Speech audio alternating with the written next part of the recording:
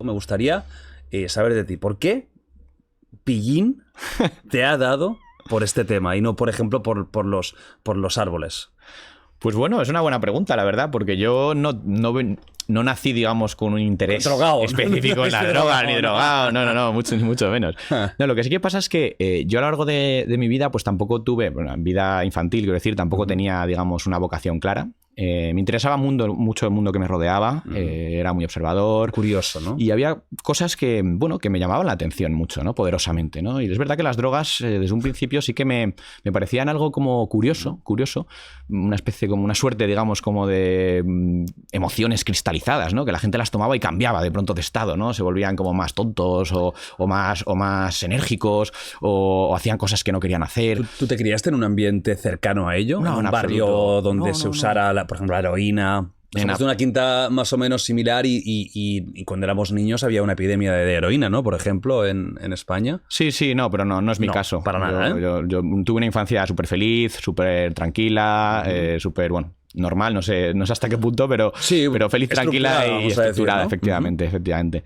Y lo que pasó es que yo veía estas sustancias como unos elementos curiosos, pero no me atrevía tampoco a interactuar con ellas. Es decir, yo veía a mis amigos que iban ya de botellón, que bebían alcohol. Yo, por ejemplo, no. O sea, me parecía que toda la información que yo había recibido en el colegio era pues que estas cosas eran cosas peligrosas y malas, ¿no? Realmente, porque es un poco lo que recibimos todos, ¿no? En la educación, que las sustancias son única y exclusivamente riesgos, daños, te dan charlas de lo fatal que han acabado muchas personas precisamente por haberlas consumido. Entonces, claro, yo tenía esa visión como muy oficialista, ¿no? De, joder, las drogas son malísimas y no entendía muy bien por qué la gente las consumía. Es decir, ¿por qué vas a querer joderte la vida, ¿no? ¿Por qué vas a querer exponerte a eso, ¿no? Entonces, bueno, pues yo tuve un poco esa postura hasta bastante tarde, quiero decir. Yo, por ejemplo, el alcohol lo probé ya muy cerca de la mayoría de edad, que no es lo más habitual. La mayoría de la gente en mi entorno, por lo menos, ya había bebido a los 14, ya estaba bebiendo de forma esporádica o lo que sea. Hoy en día ya hacen el TikTok del bailecito y te fugatas, ¿eh?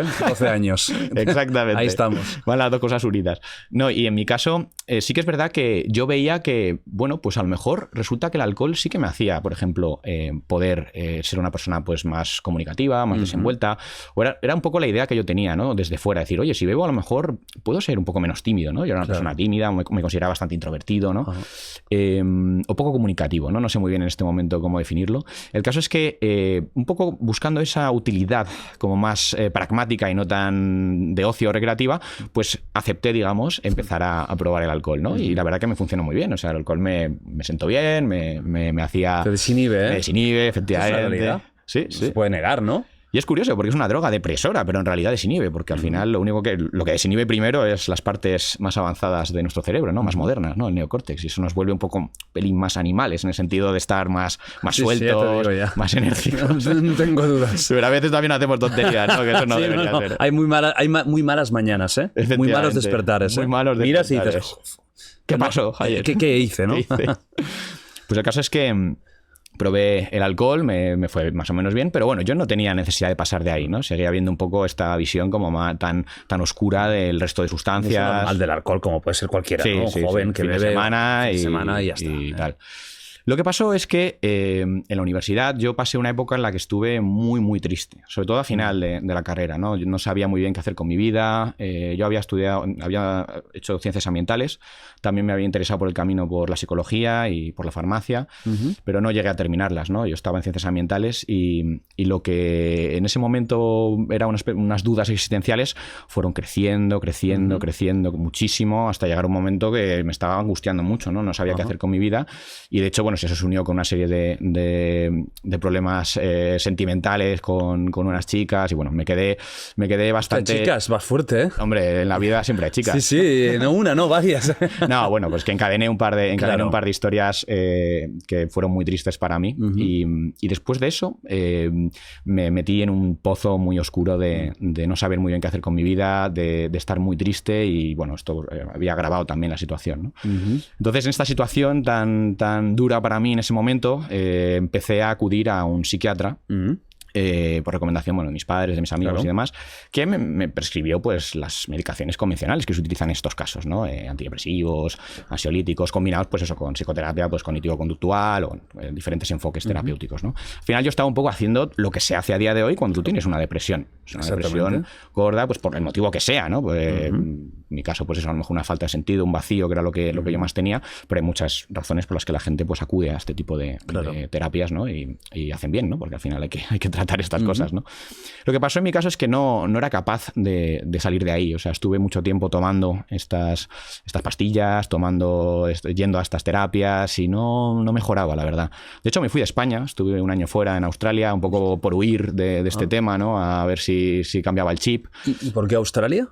Bueno, yo quería un sitio que fuese soleado. Y lo más lejos posible. Lo más lejos posible y sobre todo un sitito en el que pues pudiese poner un poco todos los ingredientes que supuestamente hacen mejorar a una persona, ¿no? Un contexto, por un país en el que entendiese más o menos el idioma, por el inglés, quiero decir, un sitio que tuviese un buen clima, bueno, pues como quien se iba a un balneario antiguamente. La gente habla muy bien de Australia. Sí, como es un país, a nivel de vida. Es un país fantástico.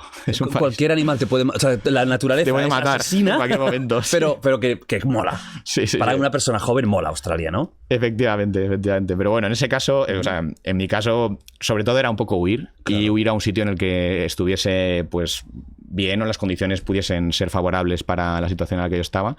Y aproveché para hacer allí un máster, que la verdad que me costó muchísimo, porque en ese estado mental en el que yo estaba, la verdad que lo de estudiar era imposible. De hecho, estuve a punto de dejarlo muchas veces, pero bueno, la vergüenza de que mis padres me hubiesen pagado ese viaje y volverme, digamos, sin nada, ¿no? De vacío, me hizo empujar todo lo que pude y con lágrimas, pero lo saqué, ¿no? Qué bueno.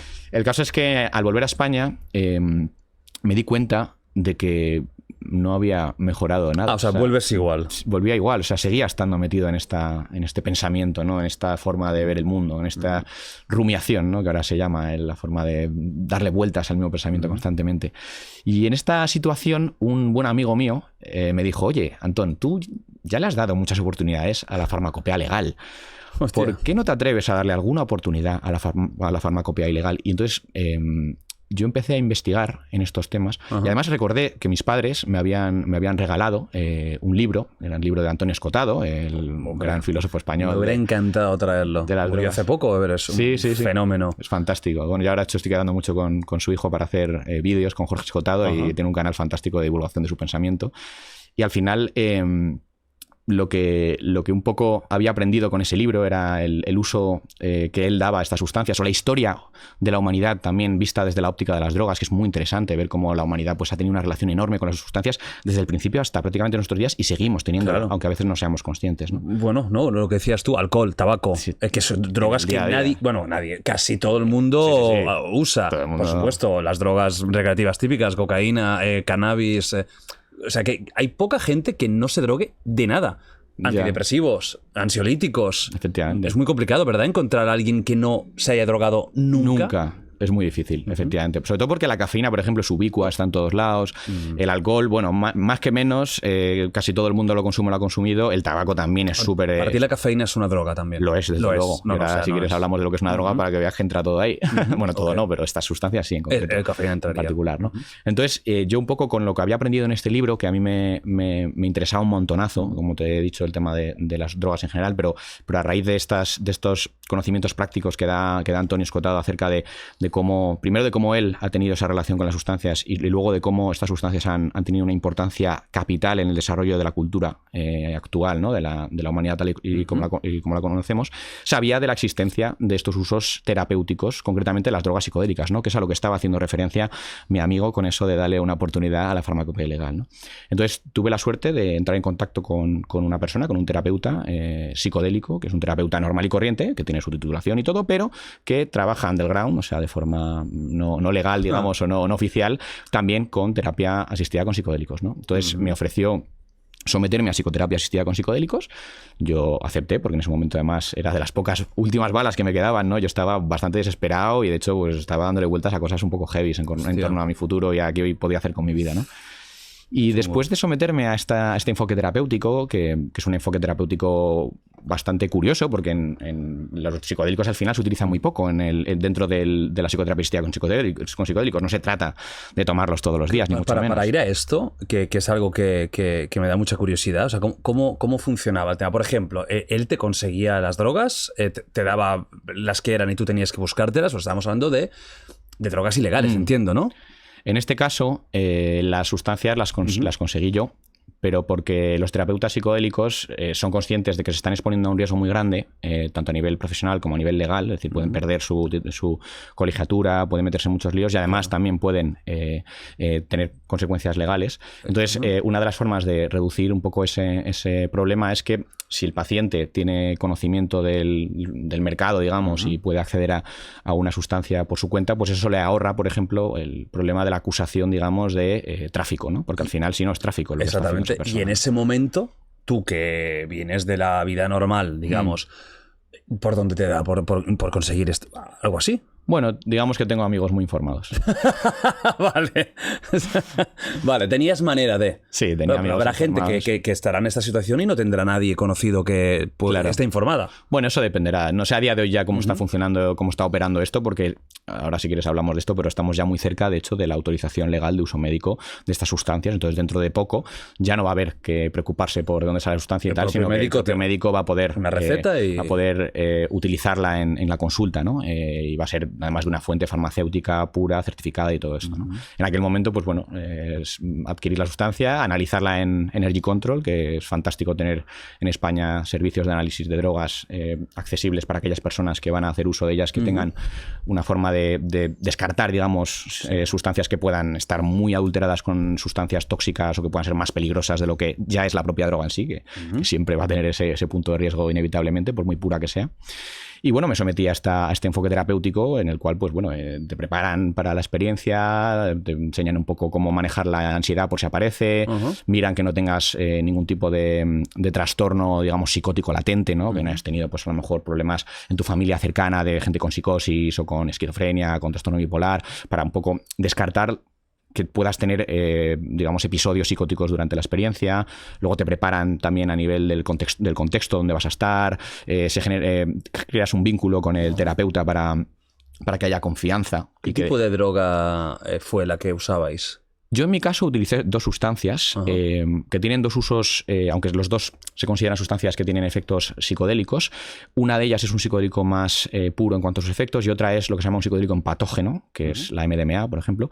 M. Sí, MDMA. El M que circula por todo el mundo, en las ¿no? fiestas y tal, sí. Vale. MDMA por un lado y luego en otra sesión utilicé la psilocibina. La psilocibina es ¿Como seta puede ser? El principio activo de las setas psilocibicuensis, efectivamente, que son las setas mágicas, setas alucinógenas que todo el mundo ha oído hablar, ¿no? Luego iremos un poco droga a droga más las famosas, digamos. Sí, claro. Para que me explique exactamente qué diferencia hay, porque claro, el M yo, o cualquier persona que lo haya probado, no es que te meta en ningún mundo especial, te puede dar un poco de alegría, pero verdad, no pensarías como un psicodélico, ¿no? Claro. En principio. Es que el MDMA es lo que se conoce como un psicodélico atípico, es decir, no es un psicodélico que actúa por los mecanismos habituales neurológicos de los psicodélicos clásicos, sino que actúa de forma diferente y por eso no altera tanto tu percepción, digamos, como lo alteraría la psilocibina, el LSD, la mescalina o el DMT. Puedes ver de todo. Claro, que es mucho más visual, mucho más genera mucha más alucinación, ¿no? El caso es que yo me sometí a esta terapia que incluía esta parte como de cribado, digamos, de preparación del paciente, en este caso yo. Después una sesión en la cual tú tomas la sustancia y estás bajo el efecto de la sustancia en un entorno tranquilo, controlado, bajo la vigilancia del terapeuta en todo momento. O sea, tú no estás solo. No estás solo y tampoco estás interactuando con el terapeuta. Es decir, en ese momento no se hace la psicoterapia viene después, ¿no? En el momento de o antes y después, digamos, pero durante no. Durante la persona simplemente está pues en su mundo, digamos, ¿no? De hecho, se invita a la persona a la introspección, a mirar hacia adentro, a sumergirse un poco y un poco de ahí van saliendo un montón de realizaciones, de ideas, de epifanías, de descubrimientos que, bueno, luego si quieres hablamos de eso más, pero que forman parte de la experiencia psicodélica. Muy interesante, ¿eh? No sé si querrás hablar o no, pero yo te pregunto, ¿eh? O sea, el tema personal. En tu caso, que tenías como una crisis existencial muy importante, un vacío absoluto, supongo que no sabías dónde ir. Él, antes de tomar las sustancias, te comentaba algo al respecto? ¿Que intentaras encontrar algo que te hiciera ilusión? ¿O por dónde iba en tu caso, por ejemplo? Bueno, la preparación de las experiencias psicodélicas normalmente obedece primero a darle a la persona herramientas para que pueda controlar situaciones que puedan ser difíciles, o de ansiedad o de malestar, ¿no? De hecho, hay un digamos, un eslogan, un mantra que utiliza, un eslogan al entrar. Pásatelo de puta madre, amigo. Hay un mantra que es muy importante, que lo utiliza uno de los investigadores más importantes del mundo de psicodélicos, se llama Bill Richards, que es trabaja en Johns Hopkins University, que es uno de los centros de investigación más importantes. Que no es un colgado, que la gente no tenga la imagen de un chamán. Centro de investigación biomédica más importante del mundo, de los más importantes, Johns Hopkins University, y este es uno de los investigadores jefes ahí de la división de psicodélicos, ¿no? Y es Trust, Let Go and Be Open, ¿no? O sea, confía, déjate llevar y estate abierto a lo que aparezca, ¿no? Es decir, porque al final lo importante que hay que saber con los psicodélicos clásicos, como la psilocibina, ojo, no los atípicos sí que pueden tener ciertas toxicidades o tal. Los psicodélicos clásicos son sustancias que no te van a matar, porque de hecho no se conocen casos de sobredosis letal de estas sustancias, tienen un margen muy grande de seguridad entre la dosis activa y la dosis letal. Hay muchísimos miles de dosis, o sea que es muy difícil que a una persona le pase. Y lo importante es que tú sepas esto, que tú sepas que no te va a pasar esto, para que no tengas el miedo que tiene mucha gente, me voy a morir, me voy a volver loco. A ver, por poder, hay cosas que pueden pasar que no pasen habitualmente, ¿no? Una persona que tiene, por ejemplo, una psicosis latente sí que puede tener un episodio psicótico, ¿no? Y eso puede ser un debut, incluso la primera vez en su vida que le pasa, y ser como el inicio, digamos, de una enfermedad psicótica.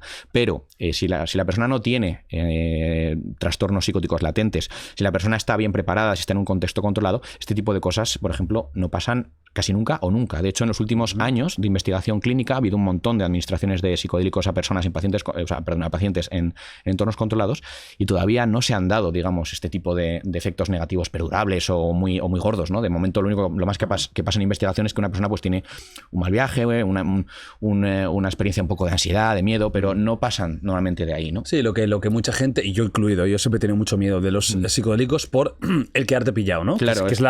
Y que todo el mundo tiene un amigo que se ha quedado pillado desde una mala experiencia y... Es comprensible que ese miedo exista, y es sano también que exista, en el sentido de que también, seamos realistas, el consumo de drogas de cualquier tipo es una actividad de riesgo, y no podemos nunca pensar que hay una forma 100% segura de hacerlo, porque no existe. Es decir, tampoco existe la forma 100% segura de coger una moto. Claro. O sea, es decir, yo puedo ponerme el casco, pues saberme las señales de tráfico perfectamente, y sí, estoy minimizando los riesgos de que me pase algo malo, pero no lo estoy eliminando jamás. Claro. O sea, te puedes morir con el casco más caro del mundo, en la carretera más bonita del mundo y con la moto más moderna del mercado, ¿no? Entonces, la preparación va siempre orientada a eso también, y también orientada a que el paciente sepa un poco qué esperar de la experiencia, ¿no? Es decir, qué va a pasar, que sepa también que los elementos que se va a encontrar en su experiencia forman parte de esa persona misma, es decir, que no vas a ver cosas que de algún modo también a veces reflejan elementos que tú tienes dentro. O sea, vas a ver cosas que a lo mejor te dan miedo, vas a ver puertas, vas a ver cosas, y que tienes que ir con curiosidad y con valentía y con interés de, oye, pues explorar la experiencia, ¿no? Vivirla. Y luego ya vendrá más tarde el momento de coger esas ideas, esos conocimientos, esos descubrimientos, y trabajarlos en terapia, ¿no? Porque lo importante es que después de la fase de la experiencia psicodélica, que como te digo es una experiencia en la cual estás con un antifaz puesto en los ojos, unos cascos con música, con un antifaz, unos cascos con música, tumbado en un sofá, con el terapeuta o terapeutas al lado, por si acaso te sientes mal y necesitas que te reconforten, que te digan unas palabras y que te ayuden un poco a calmarte.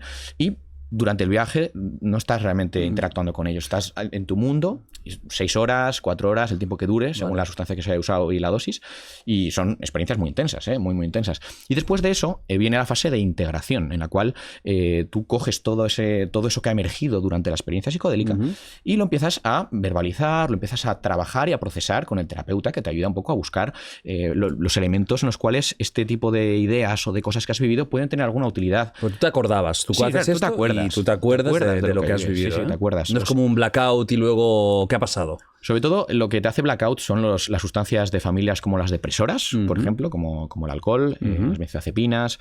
las sustancias, por ejemplo, delirógenas, como la escopolamina, la famosa burundanga y tal, que sí que es verdad que dificultan mucho la memoria. Y luego también sustancias a veces como las disociativas, los anestésicos, también pueden hacer que tengas grandes dificultades para recordar. Pero los psicodélicos en sí no son sustancias que dificulten demasiado la memoria, ¿no? Te sueles acordar de lo que has vivido. Es verdad que no te acuerdas de todos los detalles. Claro, aunque sea una paranoia, tú te vas a acordar de esa paranoia, ¿no? Sí, pues un poco lo que también decía Steve Jobs al caso de los psicodélicos, que los psicodélicos te permiten a veces ver pues que el otro lado de la moneda, la otra cara de la realidad, digamos, y cuando vuelves, pues a lo mejor no te acuerdas de todos los detalles, pero sabes que hay otra cara de la moneda, ¿no? Claro. Que antes no lo sabías o te lo habían contado, pero bueno, en fin, no había quedado. Y con otra cara no me refiero a nada místico ni espiritual, me refiero simplemente que al final la realidad muchas veces, una gran parte de lo que nosotros vemos y vivimos, también lo construimos, ¿no? Es decir, que el mundo se puede entender de muchas formas diferentes. Y esto quiere decir que yo, por ejemplo, a lo mejor estoy viendo que el mundo me trata mal porque está pasando una serie de cosas a mi alrededor que yo percibo como muy mala suerte y tal, y en realidad, pues es que estoy dejando de lado muchas cosas que me están pasando, que son bonitas, que son positivas, pero simplemente no estoy fijándome en ellas, ¿no? No estoy percibiéndolas, ¿no? Y, por ejemplo, en mi caso, estaba muy por ahí el problema que yo estaba teniendo. Yo estaba dejando de lado la suerte inmensa que yo tenía en la vida, de haber tenido una familia maravillosa, de tener unos amigos maravillosos, de poder dedicarme a estar preocupado por qué voy a hacer con mi vida, que en el fondo pues es una preocupación como de primer mundo, ¿no? Digamos, ¿no? Es decir, ¿tú los veías? ¿Tú cuando tal? ¿Tú tenías conversaciones incluso con familiares, por ejemplo? No, en esas experiencias no conversaciones, pero sí la sensación... ¿Tú los podías ver? Podía ver, sobre todo sentir que hacía mucho tiempo que no sentía un poco el amor y el cariño de toda la gente que me rodeaba, el amor que yo también tenía por ellos y que en esos momentos pues lo tenía tapado en tonterías de mis preocupaciones, de mis cosas, y me estaba dejando un poco de lado elementos realmente importantes, realmente bonitos y que son un poco en los que yo tenía que fijar, digamos, mi recuperación o mi mejoría, ¿no? Entonces, más que ver, sientes, ¿no? Yo sentía. ¿En tu caso? Ver, pues bueno, puedes incluso construir las imágenes, por eso tienes mucha capacidad para construir imágenes cuando has tomado un psicodélico y estás con los ojos cerrados, construir imágenes de personas, de cosas, pero no, digamos, no tenía conversaciones con ellos, de sentarme con ellos a hablar, ¿no? Hay gente que lo ha tenido, es decir, eso depende también mucho del... Porque cada experiencia psicodélica es diferente de la anterior, o sea, ahí no es, por ejemplo, como tomarse una copa que más o menos sabes el efecto que te va a hacer. Exacto. Y tal. Aquí realmente las experiencias son muy variopintas y no existen dos experiencias psicodélicas iguales, ni en la misma persona, ni usando la misma sustancia, ni con la misma dosis. Siempre vas a tener como elementos diferentes, elementos nuevos. Y de hecho los psicodélicos es que activan muchas regiones cerebrales que están relacionadas con el exponerse a nuevas cosas, ¿no? Aunque no sean nuevas, pero bueno, las percibes como cosas nuevas, ¿no? Por eso ves las cosas diferentes. No es que veas que las cosas son diferentes en cuanto a la geometría que tienen, ¿no? Sino que las ves como con ojos diferentes, como la primera vez que las viste, ¿no? La primera vez que ves una mesa, dices, oye, no sé, ¿esto qué es? ¿No? Y luego ya ves, te acostumbras a ver la mesa, ya sabes lo que es, y entonces ya creas el concepto de mesa en la cabeza, ¿no? Y siempre que te enfrentas, a ver una mesa, automáticamente se activa ese concepto. Pues cuando tomas un psicodélico, ves la mesa, pero es como si la primera vez, como si fuese la primera vez que la ves. Entonces como que te parece como muy novedosa, ¿no? Pues nunca me había parado a pensar que las mesas podrían tener 3 patas. ¿Y no se te hizo largo? Porque son horas. No se me hizo nada largo. ¿Tienes una sensación de tiempo?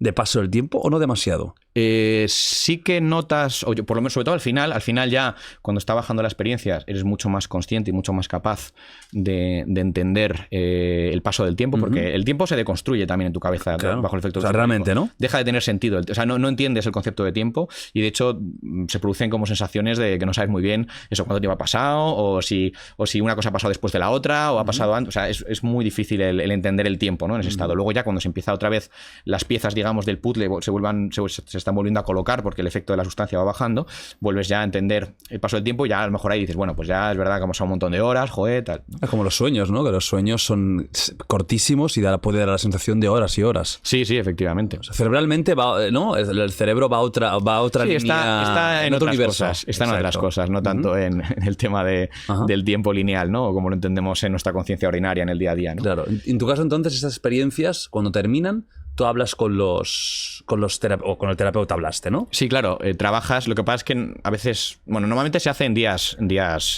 consecutivos, no se suele hacer el mismo día, pero se hace lo que se llama un proceso de integración, que es un proceso más como casi de psicoterapia más convencional, ¿no? En el cual trabajas, pues bueno, a ver, en el cual pues ahondas más en el problema, en las cosas que te han emergido, buscas también establecer si hay algún tipo de correlación o de cosa que sea útil para tu vida de lo que has vivido, ¿no? De lo que has experimentado. Entonces, bueno, lo que pasó es también también es que después de esta experiencia que para mí fue tan positiva, yo me ventilé, digamos, esa depresión. O sea, ya no volví a estar mal. O sea, se acabó de la noche a la mañana. Y eso fue para mí muy impactante, porque yo venía de haber estado en tratamientos pues, como los que tiene todo el mundo a día de hoy, con ansiolíticos, con antidepresivos, que tienes que ir todas las semanas a una horita con un terapeuta, a hablar, no sé qué, que es muy lento todo, que luego tienes bajones muy fuertes, tal. Yo en mi caso fue como espectacular. O sea, y en este sentido tampoco quiero hacer extrapolable mi experiencia a la de otras personas, porque tampoco se trata aquí de dar a nadie falsas esperanzas de esto te va a curar así tal, pero en mi caso sí que fue, digamos, un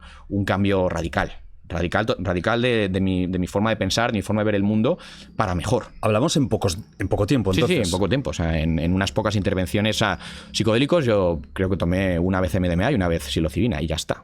Y con eso vamos a decir que te cambió un poco la vida. Sí, me cambió la vida en ese sentido. Entonces, yo ahí me di cuenta también además del hecho de encontrarme mejor y de un poco poner en valor cosas que, como he dicho antes, estaba dejando como olvidadas y estaba como centrado en mí y más encerrado en mi cabeza y tal, y volver un poco a reconectar con el mundo que me rodeaba, a disfrutar de estar con gente y demás. También me di cuenta de que había un enorme problema si todo esto que yo había podido vivir no estaba al acceso de personas que estaban muchísimo peor que yo. Claro. Porque yo en el fondo, pues bueno, sí, tenía este dilema existencial, este malestar, pero dentro de cabe yo no estaba afrontando, digamos, una depresión gravísima como la que hay muchas personas en el mundo que sí que enfrentan. Claro, que no pueden levantarse de la cama, que no pueden hacer vida, no son funcionales. Entonces yo ahí pues como que fui tomando la decisión consciente ya de yo quiero dedicar mi vida, o en la medida de lo posible, a que la ciencia pueda avanzar en este campo y se conozca más públicamente, o a nivel sobre todo de los terapeutas, porque tampoco se trata aquí de venir aquí a hablar de drogas para que todo el mundo, sino que realmente que los terapeutas, que son al final los vectores de cambio para la terapia, los que pueden realmente influir sobre sus pacientes, pues pudiesen entender y aprender de cómo funcionaba todo este mecanismo, este modelo de intervención terapéutica de la psicoterapia asistida con psicodélicos, que es como se llama. Y también, pues eso, ayudar en el lado científico todo lo posible al desarrollo de la investigación. Porque esto, en el momento en el que yo hice esto era una cosa súper marginal. O sea, casi nadie sabía de este tema. Y de hecho, tú le hablabas a un psiquiatra, a un psicólogo cualquiera, de no, yo voy a usar psicodélicos en terapia, y vamos, o sea, les parecía que estabas loco. O sea, que ibas a... Y ya había personas en España que ya estaban trabajando en esto, ¿no? José Carlos Bouso, Jordi Riba, Magí Farré, había un montón de personas que llevaban muchos años trabajando en esto, pero... Un poco apestados, ¿no? Bueno, por la comunidad. Sí, la verdad es que eran cosas que desgraciadamente para la importancia que está teniendo a día de hoy todo este campo, en aquel momento pues no les estaban tampoco haciendo mucho caso, ¿no? Y a mí me da también una pena terrible, porque digo, esto es revolucionario, esto puede cambiar la forma en la que tratamos trastornos de salud mental que a día de hoy están por todas partes y que no estamos consiguiendo tratar con los tratamientos convencionales que se están ofreciendo generalmente, ¿no?, a la mayoría de las personas. Y decidí un poco como embarcarme ya más en la línea de aprender sobre drogas de forma ya más seria, no ya el interés que había tenido a lo largo de mi vida, ¿no?, sino realmente aprender, ¿no? Y en este sentido, pues hice el máster en psicofarmacología y drogas de abuso de la Complutense en Madrid, me metí en Energy Control como voluntario, que se aprende muchísimo en Energy Control. Que luego hablaremos de Energy Control, ¿no? Muy importante. Porque es muy querido y muy criticado. Sí, ¿no? Porque por un lado algunos dicen que blanquean las drogas, sí, ¿no? Porque están validando el uso, sobre todo la gente que quiere eliminarlas del mundo. Claro, pero es que ahora creo que eso es muy... hay muchas cosas que decir al respecto, pero sí, claro, efectivamente hay gente que obviamente no comulga, digamos. Yo aquí he hablado de noticias, las típicas noticias de y el libro guía esencial del renacimiento psicodélico. Aquí os dice cómo tomarte... No, pero está muy bien porque realmente este libro que has escrito de alguna forma engloba muchas de las cosas que hablaremos hoy, ¿no? Sobre todo a nivel de psicodélicos. Los psicodélicos fundamentalmente. Los tratamientos y todo. Pero mucha gente se ha escandalizado cuando hay los típicos folletos que se dan en la Comunidad de Madrid o en Barcelona de cómo drogarse. Bien. En el sentido de, oye, si vas a hacerlo, ta y ta. Lo que no quiero que olvide la gente, bueno, ya, si quieres hablamos ya más en profundidad de eso ahora cuando lleguemos a la reducción de riesgos o daños, si quieres que abramos el melón, pero tampoco quiero que la gente olvide que esos folletos que se dan normalmente se dan a unas personas que ya se les ha dado previamente mucha información, o sea, es decir, es dirigido, no se reparten por la calle en plan de hola, ¿cómo drogarse? No están pegados ahí en... Claro, no, se dan en espacios de fiesta a personas que han preguntado por sustancias generalmente y que ya han pasado un poco de la información que viene a decirles que no consuman drogas, ¿no? Es decir, esa gente que ya ha tomado la decisión de que va a consumir sí o sí, que da igual lo que le digas, A esas personas es a las que normalmente van dirigidos los materiales sobre el tema más práctico de la reducción de riesgos y daños, que es como se llama este enfoque, ¿no? Reducir daños. Lo primero siempre es la prevención, claro.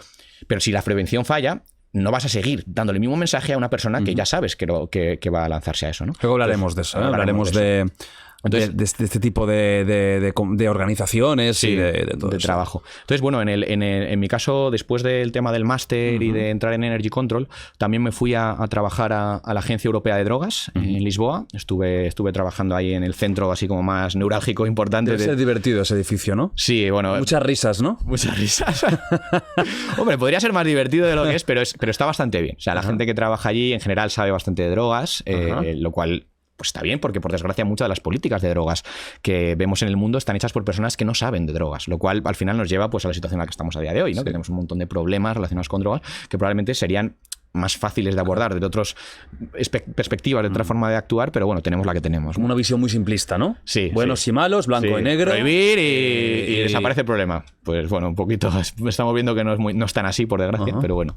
El caso es que estuve trabajando en la agencia y nada, luego volví a España y ya empecé un poco a entrar en colaboración, a meterme mucho más en proyectos de investigación, que hay varios en España funcionando ahora mismo. Estamos en un momento maravilloso, un montón de investigaciones clínicas, sobre todo en psicodélicos para uso terapéutico.